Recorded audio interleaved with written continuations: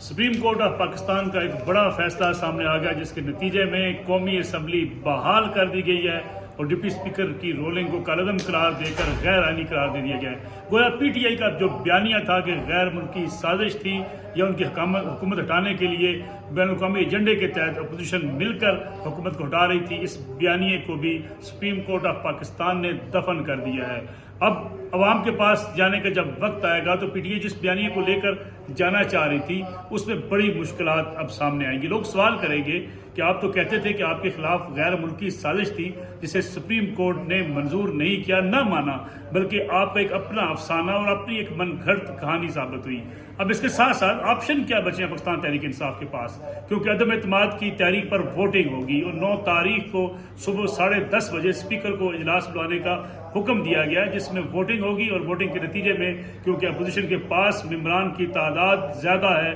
عمران خان صاحب کے خلاف عدم اعتماد کی تحریک کامیاب ہو جائے گی۔ گویا وہ عمران خان جو اسمبلیاں توڑ کر ملک میں عام انتخابات چاہتے تھے، سپریم کورٹ نے اسے بھی منظور نہیں کیا، اور ساتھ ساتھ صدر مملکت نے جو انہیں وزیر اعظم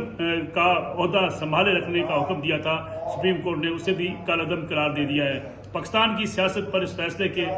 بڑے اثرات ہوں گے، کیونکہ جس بیانیے کو لے کر عمران خان چلے تھے اور وہ خواہش رکھتے تھے کہ جب پبلک میں یہ بیانیہ لے کر جائیں گے تو انہیں پذیرائی ملے گی، اب عمران خان صاحب کے پاس کوئی ایسا بیانیہ نہیں بچا۔ اس کے ساتھ ساتھ ایک آپشن وہ استعمال کریں گے کہ جب اسمبلیاں بحال ہو جائیں گی، جب ان کے خلاف عدم اعتماد کی تحریک کامیاب ہوگی تو وہ اسمبلیوں سے مستعفی ہو سکتے ہیں، ان کے اراکین مستعفی ہو سکتے ہیں۔ یہ وہ مرحلہ ہوگا جو نئی بننے والی حکومت کے لیے بھی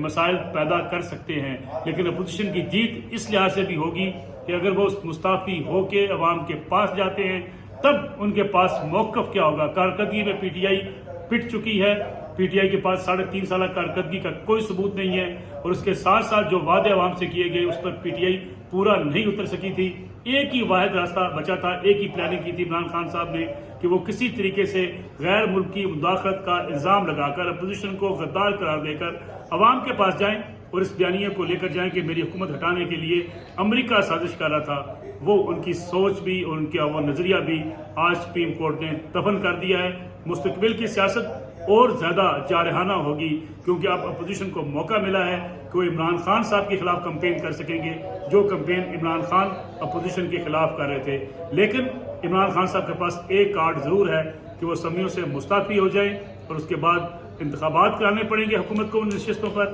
یا پھر نئے الیکشن کی طرف جانا پڑے گا۔ یہ دیکھیں اس پہ پی ٹی آئی کیا موقف اپناتی ہے۔